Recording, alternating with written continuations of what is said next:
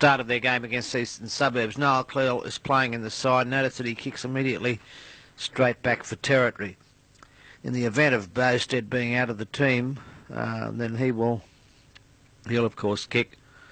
But I think you'll find that it'll be an important aspect of their play against us, that they'll try and attempt to play the game in our own half. If Bowstead is out and Gurr plays fullback, then he'll do the kicking. But other than that, it'll be the same as the case against Parramatta last week, where the kicker for territory will be the Crusher. That's Laurie kicking for touch.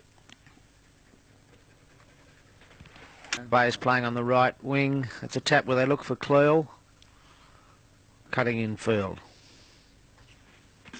This is only a very small aspect of the game which may get you a whinging penalty. It's the extent to which Masterman, playing the ball now, I think, will go forward and hold the marker in an attempt to sort of pull him out of the play.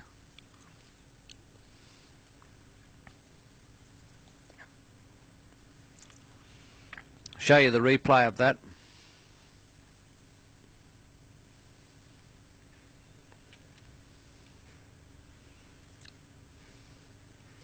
Of course, he's very happy with himself, Mr. Cleal, being the first try scorer of the 1981 Premiership, and no doubt, of course, also with the state selection immediately around the corner.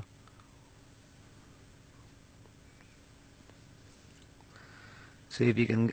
He's got to unload Rocky Laurie, and I reckon that if you really put a lot of pressure on him and belt him about, and even if you can open him up a little bit, you'll find that he won't look with comfort to pass the ball to his supports, particularly McCabe and Cleal. This is one of the typical Eastern Suburbs, the old taps. They still do them, of course. It's the train line tap.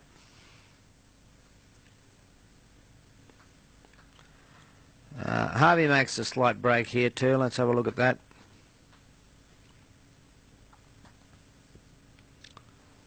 Who was that going down in the tackle there? Was that McCabe? Yeah. McCabe leaves the field very shortly. There's Harvey making his break there now. McCabe leaves the field almost immediately, well, within the next few seconds after this. And I really felt during the game that the Balmain forwards might have opened him up a little bit. There's their aces. I don't know whether they do another one straight away or whether that was in fact the second of two. I put this on, I think, to show you Harvey having a bit of a look when he takes the ball up.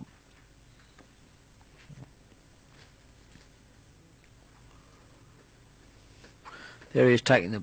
No, that's Aleph taking... Oh, well, it wasn't a real good pass, but of course he wasn't particularly keen on taking the ball. I'll let it run on here a little bit because there are some points that I could show you, but I'd rather perhaps tell you about them rather than waste the extra time. Bowstead, I have indicated, is not really good on bombs. I've indicated that Fay, of course, will strike for the ball and play the ball. And almost all of Hastings' kicks are for our right wing.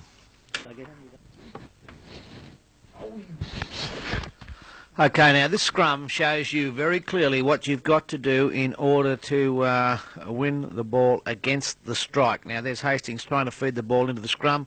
I'm going to show you that one again because I don't know, I don't particularly... Let's see what they do on the last tackle here. He got a stab for touch, of course. It's for our right-hand side, which is par for the course. Now, coming back to this scrum, it was Eastern Suburbs feeding, which normally would have meant that they were going to win the ball.